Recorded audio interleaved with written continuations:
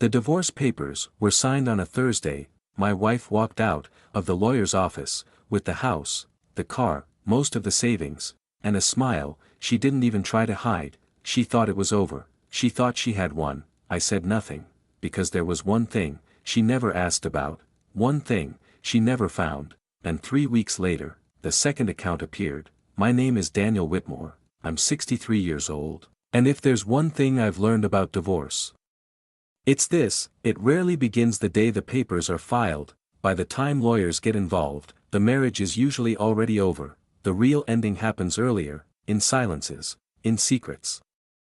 In the slow disappearance of trust. My marriage to Sandra lasted 24 years, at least, that's what the documents say, but the truth is more complicated than that. For the first 15 years, we looked like the kind of couple people admired: a nice house in a good neighborhood, 2 cars in the driveway, dinner parties twice a year, vacation photos on the mantle, the kind of life that photographs well. And like many things that photograph well, it looked stronger than it really was. Sandra had always cared about appearances, not in a vain way at first. At first, it seemed harmless. She liked nice furniture, a clean house, matching dishes, good schools for our daughter. A respectable life. I understood that. I wanted those things too. I worked hard for them, long hours in commercial procurement, then later in operations management for a regional distributor. I built a steady career, nothing glamorous, but dependable, and dependence, I used to believe, was the foundation of a good life. Sandra saw things differently. To her, dependability was useful. But excitement was what she admired. Over time, that difference grew. At first it showed up in small ways: a criticism here, a comparison there. She would mention a friend's husband who had started a new business, another who had bought a beach property, another who had really started living. The message was never direct, but it was always there: you are stable, Daniel, but stability is not enough. By the time I turned 55, our marriage had become polite, and polite marriages are dangerous. People think shouting means trouble. It doesn't always. Sometimes the most damaged marriages are the quietest ones. The people inside them have simply stopped believing honesty will change anything. Sandra began going out more. Work dinners, charity events, weekend trips. With friends I had never met. Her phone was never far from her hand, and when I entered a room, it often disappeared face down onto a table or into her purse. I noticed. Of course I noticed. Men always notice more than people think.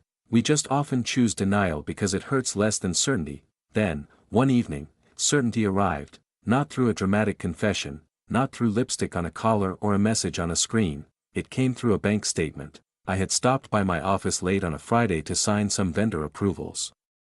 On my way home, I remembered Sandra had asked me earlier that week whether our joint checking account could handle a large transfer for house repairs. That alone wasn't strange. What was strange was that no repairs had started, so when I got home, I logged into our account to check the outgoing payments. That was when I saw it. 3 large transfers over 2 months, same recipient account, no memo, no contractor name, just numbers, quietly disappearing. I asked her about them the next morning. She didn't panic. That was the most unsettling part. She just looked at me over her coffee and said, "It's my money too." I stared at her. That wasn't my question. She set the cup down. I moved some money. For what? She shrugged. For myself. That answer told me more than she intended. There are moments in life when the truth doesn't arrive as a fact, it arrives as a posture, a tone, a refusal to explain. She was no longer pretending we were on the same side. 3 weeks later, she filed for divorce. Not because of a dramatic fight, not because I had thrown her out, because she had already decided the next version of her life did not include me. She hired an expensive attorney named Melissa Crane, the kind of woman who wore cream-colored suits and spoke in sentences so calm they felt rehearsed in front of a mirror. At our first settlement meeting, Melissa spread out a neat stack of documents and began discussing assets as if she were reviewing inventory after a store closing: the house, the retirement funds, our shared brokerage account, the vehicles, furniture, cash reserves. The language was clinical. That was intentional. If you reduce a man's life to line items, it becomes easier to cut it apart. Sandra sat beside her without much emotion, no tears, no regret. Sometimes she nodded, sometimes she corrected a figure. Once, when Melissa referred to the vacation property fund we had spent 10 years building, Sandra actually smiled. That smile stayed with me, because it wasn't sad, it wasn't nervous, it was relieved, as if she had been waiting for years to stop pretending.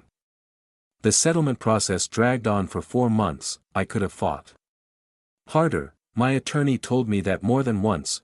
There were inconsistencies in the financial disclosures, timing issues, gaps in Sandra's account activity that raised questions, but to challenge everything would have meant subpoenas, forensic accounting, and another year, maybe 2, of legal warfare. And the truth is, by then I was exhausted, not weak, exhausted. There's a difference. People who have never been through divorce imagine the fight is about money. It isn't, not really. It's about energy, about how much of your remaining life you are willing to spend arguing with someone who already stopped loving you. So eventually, I made a decision.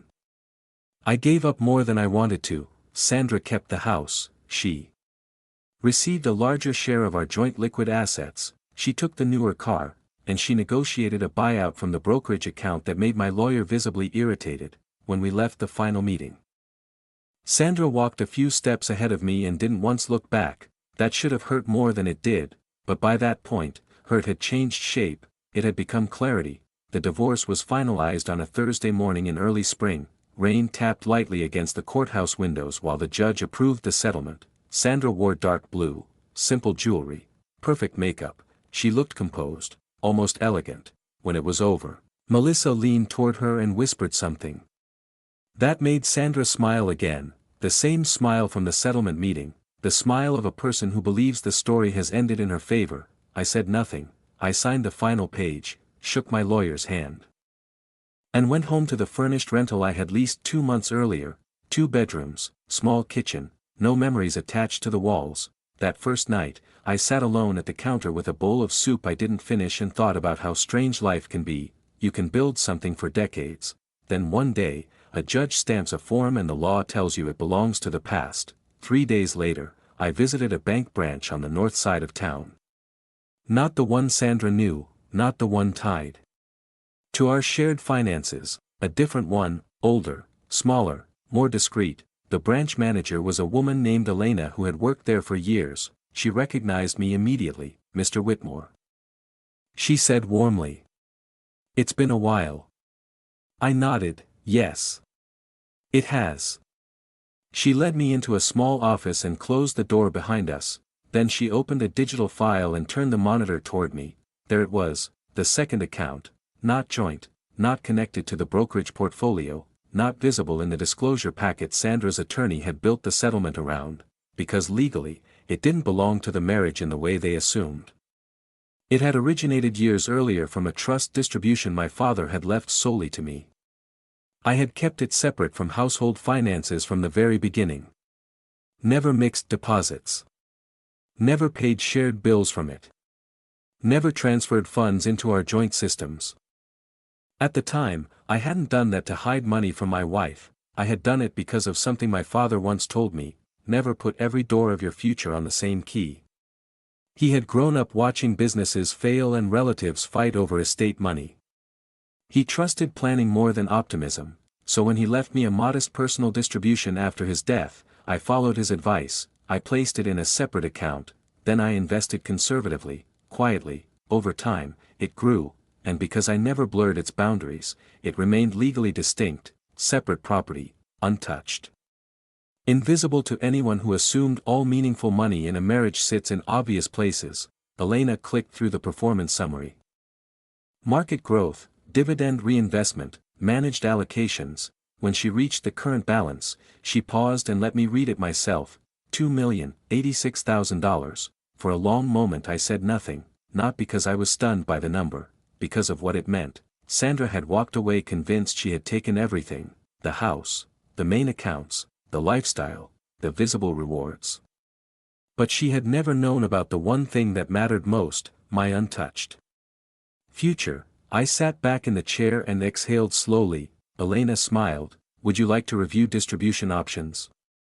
"Yes," I said, and for the first time in nearly a year, my voice sounded calm again.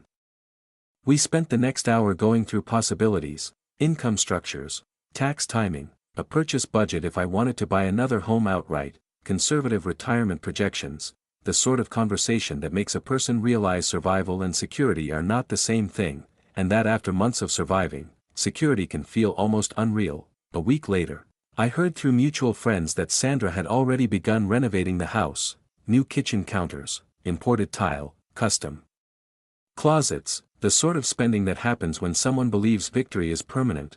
Then, 2 months later, I heard something else. The man she had been seeing, the one I had suspected but never bothered to prove, was gone.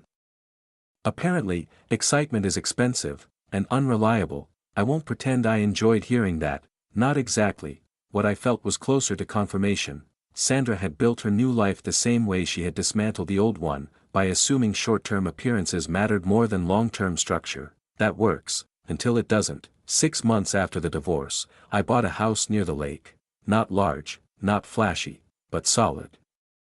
3 bedrooms, big windows, a study in the back, and a deck. Where the evening light turns the water bronze just before sunset. The day I moved in, I stood alone in the empty living room listening to the quiet, no arguments, no explanations, no one measuring me against somebody else's husband. Somebody else's success, somebody else's life, just silence, honest silence. Later that evening, I opened a bottle of wine, carried a single glass to the deck, and watched the last light slip over the water. That was when I understood something I wish I had learned years earlier. Sandra did not take everything in the divorce, she took everything she could see, and some people only know how to value what is visible, the visible house. The visible car, the visible accounts, the visible win. But the most important things in life are often the ones nobody notices until they are forced to: discipline, patience, structure, the quiet decisions made years before the storm arrives. That second account didn't just save my finances, it saved my dignity, because it allowed me to walk away from the end of my marriage without begging life to start over. It had already prepared the beginning for me. My name is Daniel Whitmore. My wife thought the divorce was over. Then the second account appeared, and in the end, she took the life we used to share, but I kept the future she never knew existed.